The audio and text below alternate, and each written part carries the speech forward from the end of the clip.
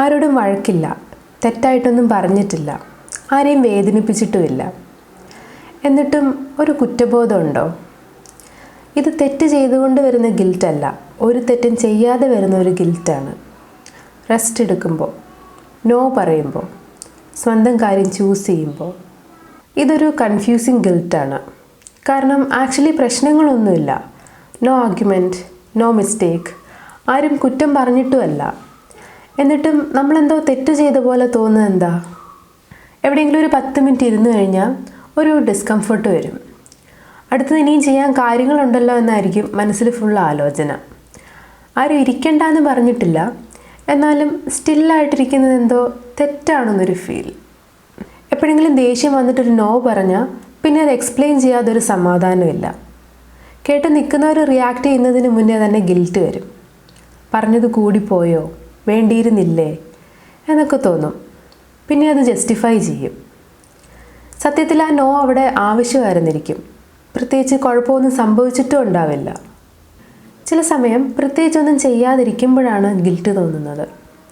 കൂടെയുള്ളവരുടെ കാര്യങ്ങൾ കെയർ ചെയ്യാതിരിക്കുമ്പോൾ, അവർ ഓക്കെ ആണോ എന്ന് അന്വേഷിക്കാതിരിക്കുമ്പോൾ, അവരെ ഹാപ്പി ആക്കാൻ ട്രൈ ചെയ്യാതിരിക്കുമ്പോൾ. എല്ലാത്തിലും ഇൻവോൾവ് ആകാൻ പോകണ്ട എന്ന് മനസ്സ് പറയും. പക്ഷെ ആ ചോയ്സ് ഹാർഡാണ്. കൂടെയുള്ളവർക്കൊരു ടെൻഷൻ ഉണ്ടെന്ന് മനസ്സിലാക്കിയിട്ട് ഒന്നും ചെയ്യാതിരുന്നാൽ പിന്നെ അതൊരു ഗിൽറ്റാണ്.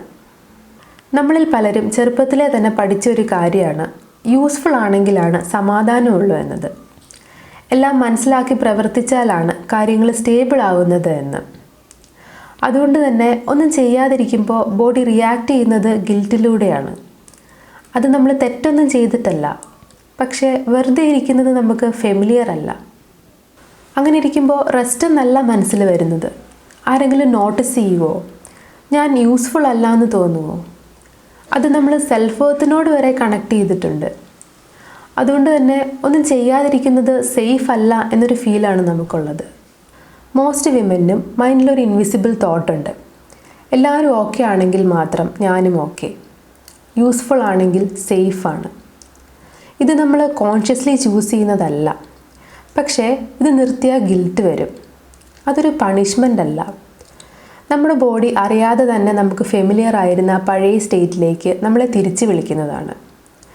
പക്ഷേ അത് സ്ലോലി നമ്മുടെ സമാധാനം കളയും.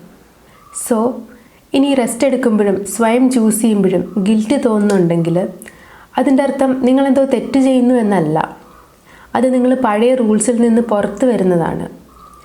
ഗിൽറ്റ് അപ്പോൾ ഡേഞ്ചർ അല്ല, അത് ചേഞ്ച് നടക്കുന്നതിൻ്റെ ഒരു സൈനാണ്. ഇത് ഫിക്സ് ചെയ്യാൻ റഷ് ചെയ്യണ്ട.